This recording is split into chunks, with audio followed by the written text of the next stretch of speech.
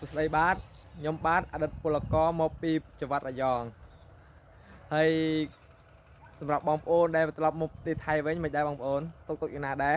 បានការងារធ្វើនៅឬក៏មិនទាន់បានការងារធ្វើទេសម្រាប់ខ្ញុំមកបានរយៈពេល2ខែបងប្អូនតែខ្ញុំបានទៅរកការងារធ្វើណាទេព្រោះឯងខ្ញុំមានបទពិសោធន៍ចិញ្ចឹមដង្កូវដួងនៅប្រទេសថៃដល់ពេលអញ្ចឹងទៅខ្ញុំយកបទពិសោធន៍និងឯពូជមកពីប្រទេសថៃវិញដើម្បីមកចិញ្ចឹមលក់នៅស្រុកខ្មែរវិញបងប្អូន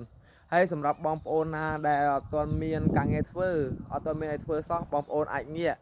កមកចិញ្ចឹមដង្កូវដួងនេះបានបងប្អូនព្រោះឲ្យដង្កូវដួងវាត្រូវការពេលតិចចំណាយដើមតិចហើយនឹងពេលវេលាតិចដើម្បីបានផលហើយម្យ៉ាងវិញទៀតសម្រាប់បងប្អូនដែលជាអាជីវករលក់បោះដុំកដោផ្សាច់ឬដុកដឿសាច់បងប្អូនអាច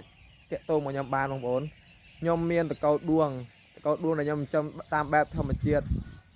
ធានាបងប្អូនតាមបែបធម្មជាតិធានាគុណភាពសម្រាប់បងប្អូនដែលចង់យកទៅបោះដុំបន្ត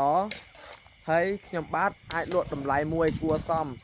សម្រាប់លើចរចាតម្លៃខ្ញុំបងប្អូនដែលបងប្អូនថាគិតថាអាចយកទៅលក់ទៅបានចំណេញហើយវាតម្លៃគួរសមធូរថ្លៃបងប្អូនអាចតាក់ទងមកខ្ញុំបានបងប្អូនខ្ញុំអាច